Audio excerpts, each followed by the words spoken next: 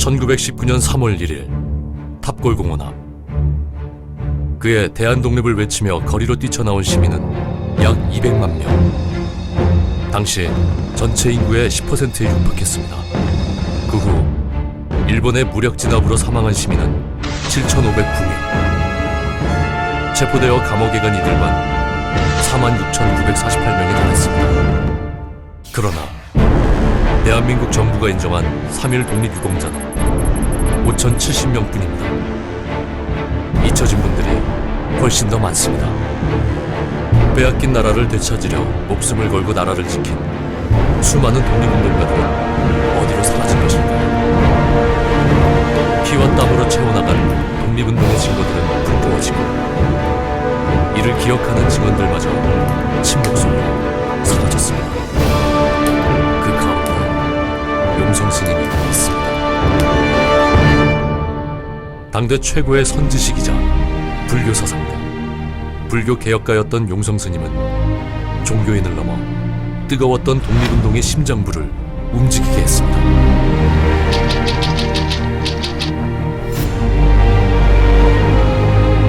빼앗긴 나라를 되찾기 위해 스님은 6년간 전국 방방곡곡을 돌며 삼정승, 육판서, 팔도감사, 360개 고을, 수령, 방백을 지낸 이나 그 후손을 모두 찾아가 독립운동에 앞장서거나 후원할 것을 요청합니다. 그러나 돌아온 것은 시대사조가 그렇게 되었으니 어쩔 수 없다는 싸늘한 반응들뿐. 그때 용성 스님의 눈에 환하게 들어온 것은 헐벗고 굶주린 삶을 살면서도 외세의 침탈에 항거하는 사람은 오직 평민의병뿐이라는 것이었습니다. 이 나라의 주인은 백성입니다. 대한제국 부흥운동이 아니라 대한민국 수립운동을 펼치자.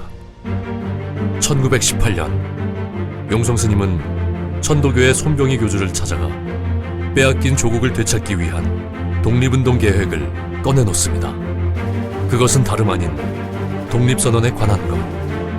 얼마 뒤 용성 스님과 손병희 교주가 나눈 그날의 계획은 태극기의 물결을 이루며 대한 독립만세 운동으로 전국 방방곡곡에 퍼져나갔습니다.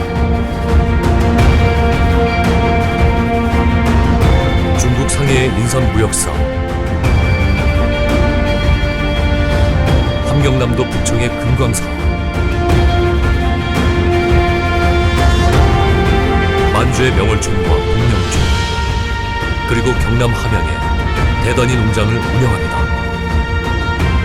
그렇게 거두어들인 자금은 독립운동가를 양성하고 그 가족의 생계를 지원하고 만주 지역 독립운동의 거점을 마련하는 한편 독립운동의 심장부 상해 임시정부로 전달됐습니다.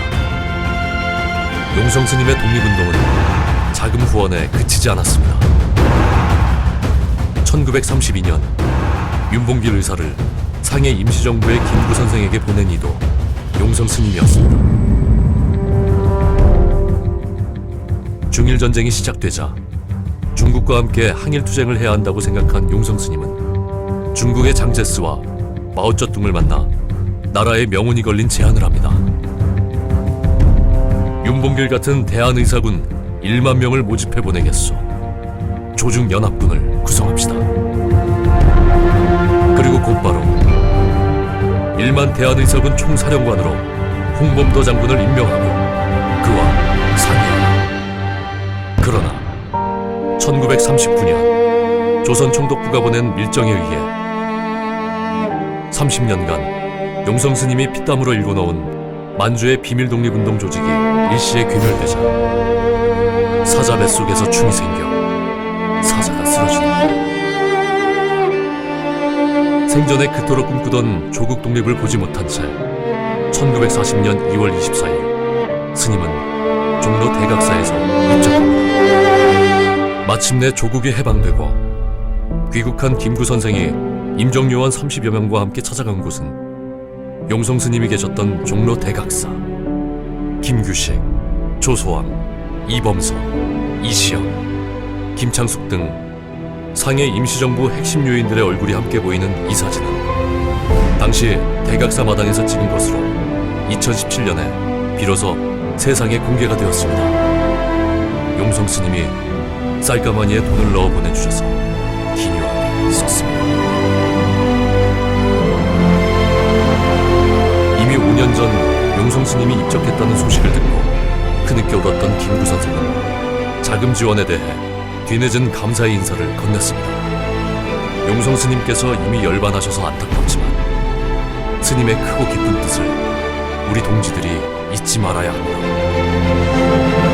일제와 밀정들의 눈을 피해 모든 활동을 비밀리에 숨겨야 했던 독립운동가 용성 스님. 그 지인과를 안 잡히기 위해서 노력한 독립운동이기 때문에 비밀리에 독립운동을 한 것이지 우리 할아버지가 4일 5일을 갖다가 전부 태워서 전부 다 해방은 되었으나 이념 갈등의 혼란 속에서 모든 자료를 불사르고 침묵할 수밖에 없었던 후손들. 이름 없이 쓰러져간 수많은 독립운동가의 희생 위에 있는 대한민국. 용성 스님이 꿈꾸었던 백성이 주인이 되는 나라 대한민국은